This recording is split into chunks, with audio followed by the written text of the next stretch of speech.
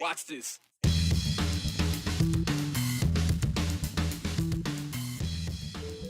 Ahead for you on this Friday edition of the 208. While you were making your coffee and frying some eggs, we were busy having breakfast with Brad Little, Governor Brad Little, that is. He gave us his takes on some hot topics like absentee ballots in Greater Idaho. We put a lot of thought into buying big-ticket items like houses and cars, and we put a lot of trust in the people who sell us them. Maybe too much trust, like the case of Adam Bain. But bad business caught up to ByrdDawg Motors. We'll have an update for you today. And it's the weekend. Congratulations, you made it. Maybe you're going to throw a puck on the ice and cheer on the Steelheads. Either way, we have a full preview of this weekend's action against the Maine Mariners. Well, the death penalty is another divisive topic throughout our country. Some states have it, others don't. Idaho, though, it does. And the death penalty was officially established in Idaho in 1864. Right now, there are 8 people on Idaho's death row. But the last time someone was actually executed in Idaho was the year 2012. Gerald Pizzuto is one of the 8, and he is the longest-serving death row inmate in Idaho. He's been on death row for 3 decades after being convicted of first-degree double murder. In December of last year, Pizzuto was scheduled for execution by lethal injection, but it was called off because the Idaho Department of Correction couldn't get their hands on the necessary chemicals. But today, Idaho Attorney General Raul Labrador set a new death warrant for Pizzuto, saying, quote, the state will continue to attempt to obtain the necessary drugs for lethal injection. Pizzuto's new execution date is now set for March 23rd, and this comes days after legislation was introduced in Idaho to reinstate the firing squad as a secondary method for the death penalty. Interesting timing, because even if the legislation does become law, it wouldn't be legal before Pizzuto's death warrant expires. But the Attorney General can just ask for another one if they don't get the chemicals in time. Today, we heard from Governor Brad Little on this legislation and the death penalty.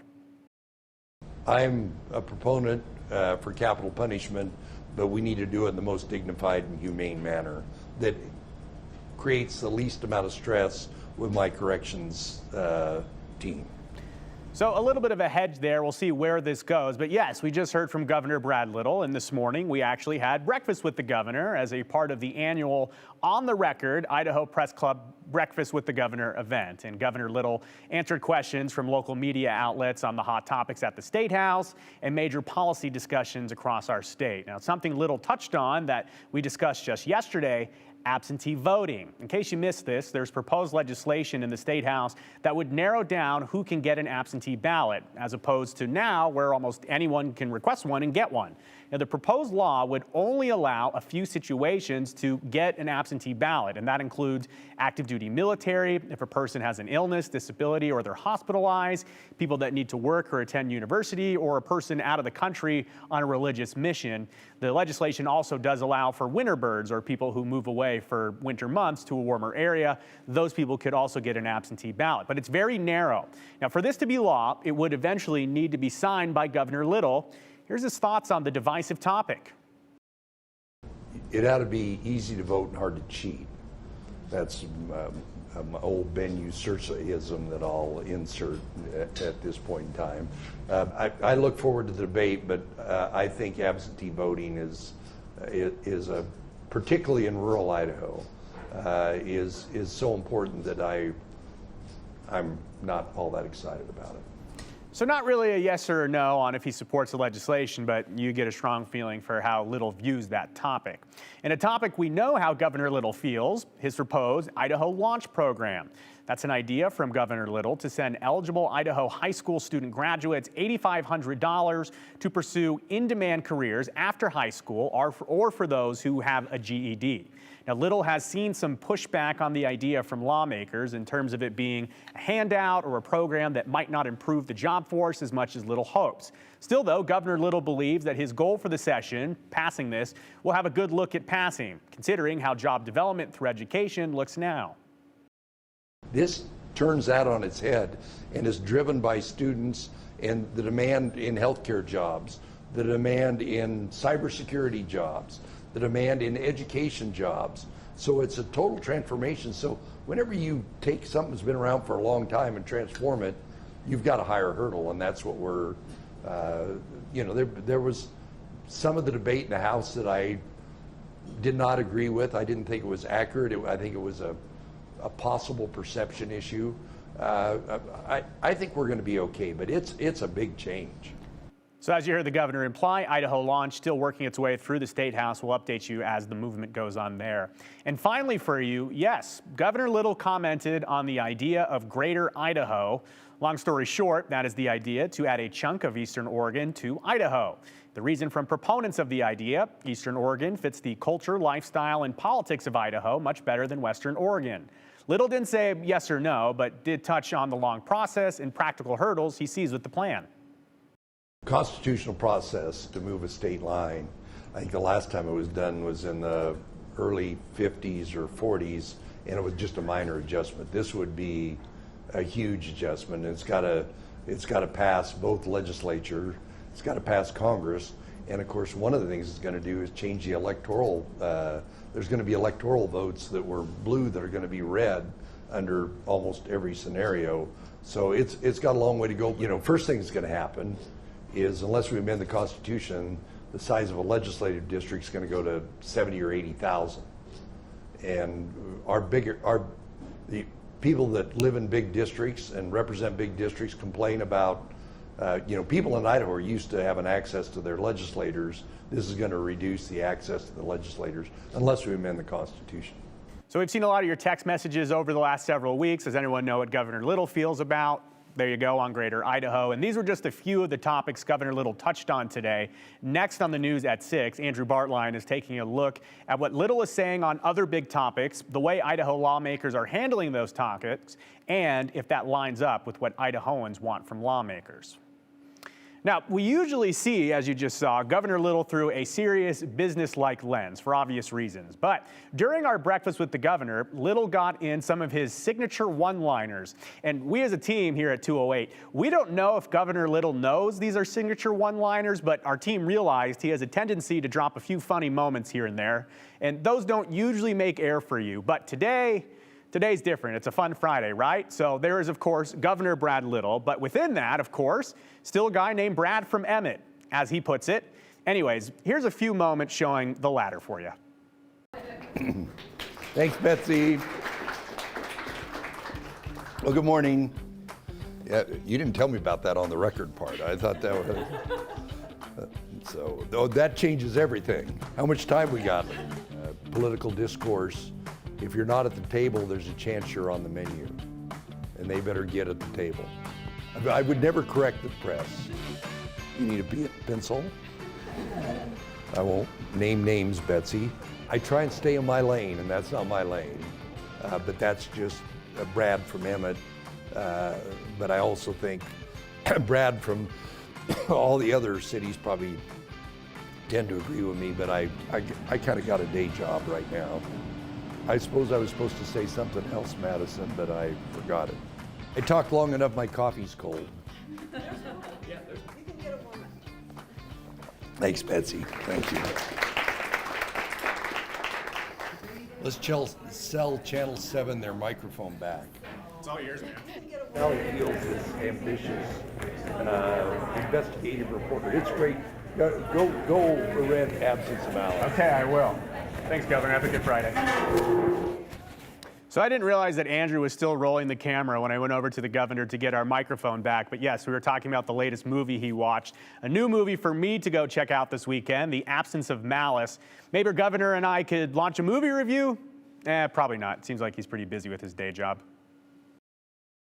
Some fancy things, though. I do collect alien socks. Can I show them? Like, lift up my pants and show them? I guess my question is, how do you get them off the aliens? I just forcefully take them. Oh, okay. Little fun moment this week as the second set of Senate pages were introduced to their respective committees. And now we know a little bit more about Page Gabriel Carroll. Now, the PAGE program is for Idaho high school students, and they help with a variety of things for the Senate and the Senate staff. And sadly for Gabriel, there isn't any legislation for aliens or unidentified objects right now. But if you're into UFOs, boy, do we have something special for you. Tune in tonight on the news at 10 to watch a special on UFOs in Idaho. You'll hear real-life accounts like this one. and it hovered about 10 feet over the ocean for not even a minute. And I saw all the water and the sea foam just kind of swishing off of it. And it just shot up into the sky like in a New York second. And I watched it become like a star. Special report tonight at 10. We'll hear from the experts about what's happening in our skies and the best places to spot a potential UFO right here in Idaho.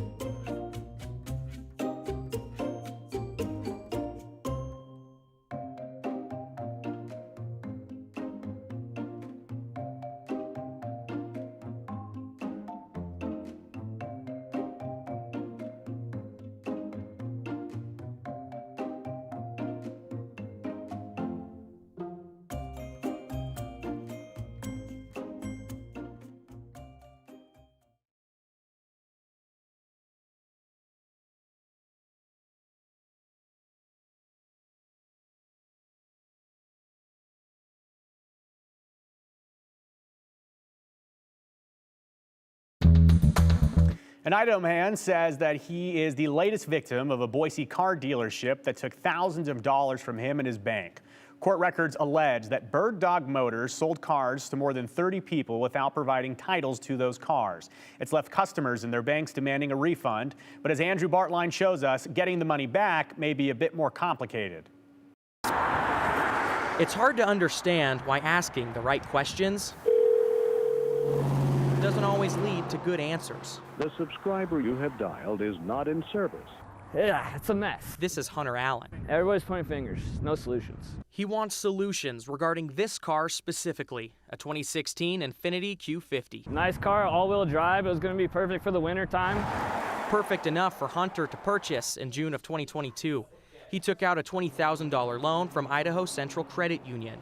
He took it home that day, but it didn't last long. I mean, I've been without a vehicle for 6 months and paying for one. ByrdDawg Motors sold him the car, but Hunter says they never gave him or ICCU the title. Normally, ByrdDawg should have signed the title over to ICCU during or shortly after the sale. My bank came looking about a month later for, where's the title at? That's because another bank owns the title, Farm Bureau Financial Services. They hold an outstanding lien on the car and repossessed it in September, leaving Hunter with a legal obligation to pay off a car loan for a car he doesn't have. I spend all this money on the interest and the $20,000 and I don't get a title. ICCU doesn't have a title for me. I don't get a car. Court documents show ByrdDawg's insurance company is suing the dealership. The lawsuit names 34 people who may be in the same position as Hunter, and the insurance company doesn't want to pay any of them. The insurance bond is worth $20,000. Hunter's share of the payout would only be a few $100. It's not worth the legal fees to try to fight it because there's such a small amount. Shane Bangachea is Hunter's attorney. And one reason I took the case is I realized it wasn't a mess that he had gotten himself into. It was somebody else's mess that he ended up getting into. Bangachea tried to work with Hunter's bank, ICCU, and the title owner, Farm Bureau. He says the easiest solution is if one of the banks waives their lien and voluntarily forfeits the car. But that's been a tough sell. Farm Bureau has the title. They're like, well, too bad, so sad for you. I mean, we've got the title to the car. A 2004 Kootenai County District Court case shows a similar situation. It ruled the original lien holder must forfeit the title, but district courts hold no legal precedent in any other district, so there's no way to know for sure if Hunter's case would be successful. So the only way he can resolve this is through litigation, and the thing is, by the time he goes through litigation, he's spend more than the car. Because it's already switched hands, it's been repossessed. Like, I don't want anything to do with the car. Yeah, the loan needs to go. Court documents show the state of Idaho filed a lawsuit against ByrdDawg's owner, Adam Bain, in March of 2022 for a vehicle dealer lien satisfaction violation. Bain failed to appear at his most recent court date in September. 2 days later, public records show the judge ordered a warrant for his arrest. And Bain actually has 2 arrest warrants out right now and reached out to the Attorney General's office on February 13th about this case. And 2 days later, we saw that the AG's office charged Adam Bain with felony grand theft in addition to the misdemeanor. Coincidence? Maybe. Idaho Attorney General Raul Labrador tells us in a statement, quote, "While we do not comment on ongoing cases, protecting consumers is one of our top priorities. I will not tolerate deceptive business practices. Businesses operating in this state need to act with integrity, and if found to be conducting bad business, the perpetrator will face the full force of the law." Now, Bain seems to be getting the full force of the law now. Victim Hunter Allen got some good news after our story ran. Andrew Bartline caught up with him just today. What's changed is the loan is dissolved now from my credit report, or it's supposed to be. I no longer have to make payments. So they just released me. There's no harm, no foul. Still out a bunch of money in lawyer fees at this point, which we will try to recover and hopefully do. A lot of the reaction I got was, wow, this kind of put a bad shame to everybody. Banks, car dealerships, small businesses, and I did, I feel for them, and they're not bad. It's not them. It's con people. So. Allen is one of many victims of ByrdDawg Motors, and the Idaho Transportation Department said there were multiple complaints filed against this dealer. They stripped ByrdDawg Motors of their dealership license in July. Since we first ran the story on Tuesday, multiple other victims have reached out to us, like Adam. Hi, Andrew. My name is Adam Levitt. I had seen that you did a story on ByrdDawg Motors, and I was just curious on how or who I need to get a hold of, because I had purchased a car from ByrdDawg myself, and I now don't have the car anymore because I got tired of having to put money into it to keep it running, because as soon as I got it, it ran like garbage. They sold it to me without seat belts in the front. Yeah, you heard him, no seat belts, and he said that he gave the car back to the bank. And then Megan emailed us and said, quote, "I saw the ByrdDawg story posted on KTVB. I phoned Shane Bangachea's office. Shane suggested that I reach out to you at KTVB. Please add one more victim to the case against Adam Bain." And ByrdDawg and Jennifer Hammond also wrote to us saying, "I saw the story just now about ByrdDawg, and my boyfriend and I are victims as well. We purchased a Suburban from the owner directly in May. We never received the title and were given the runaround from Bain through text and phone messages before he fled." She goes on, but you get the point. And there are a lot of people that Bain allegedly did this to. We got even more messages, but we don't have time to share them all today.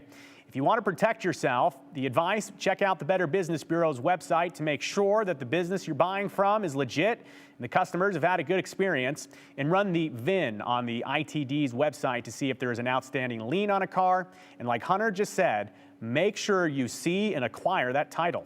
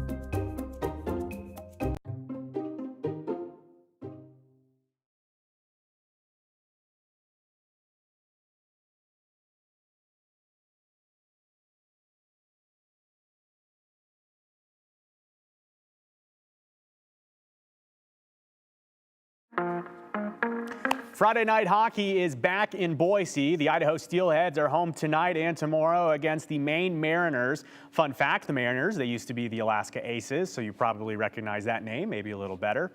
But the Steelies, they beat the Mariners Wednesday night in a tight game to the end. Idaho overcoming an early game deficit. I checked in at morning skate with Steelheads play-by-play broadcaster Cam McGuire. After the battle Wednesday, he says Idaho, they're in for a good series this weekend.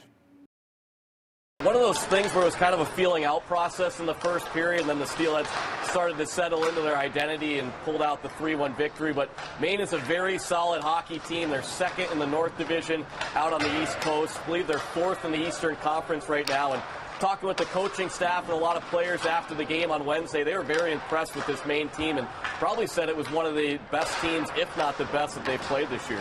Idaho has been the best of the best this season in the ECHL, and Cam says there's a special number in play tonight to highlight the incredible play and record Idaho has. Idaho right now, you look at the standings, they've got a 25-point lead on the next closest team to them in the division. The Steelheads with 39 wins right now. And a win here tonight would clearly make it 40. And that's kind of the gold standard, I guess you could say, or one of those milestones that Idaho wants to cross off every year is to get 40 wins and then obviously continue to get more after that. So if the Steelheads can come away victorious tonight, pretty impressive to get 40 wins as we're only in the 51st game of the season. And this weekend, the Steelheads are expecting to get two of their top players back in the lineup. Both have been gone for good reason, though. Remy Poirier and Owen Hedrick were called up to the Texas Stars of the American Hockey League. Big stage for the pair that are now headed back. Their time with the Stars, though, great showing. Remy Poirier, who obviously has been tremendous this year. He's back-to-back goaltender of the month, winning in December and January, and leads the league in goals against and save percentage as well as shutouts, and is tied for third with 18 wins on the year. Collected his first AHL win last Sunday in Milwaukee, a 3-2 overtime win. He made 33 saves in that one, and then just a couple of days ago picked up his second win in a 5-3 win over the Rockford Ice Hogs. So Remy back with us. He's flying in about 1:30, 2 o'clock today, so he won't be in the lineup today, but I'd probably see him tomorrow night. And then obviously Owen Hedrick, too, leads all ECHL defenders in scoring this year with 41 points and leads the league with 12 goals. He'll be a big boost for the Steelheads. Obviously leads the team in power play points as well, and a power play that's starting to find their groove a little bit here, and getting Hedrick back will be key as well. But from what I've been told, I don't think Hedrick will be in the lineup today either. Just one of those things that Coach Sheen with the travel, they were on the road up in Milwaukee and Rockford and then back down to Austin to get their belongings and then back to Boise. So it's been a little bit of chaos travel for them. So give them the rest here this afternoon and get them at 100% for tomorrow night. Sold out crowd expected in downtown Boise again. Puck drop tonight and tomorrow, 7:10 p.m.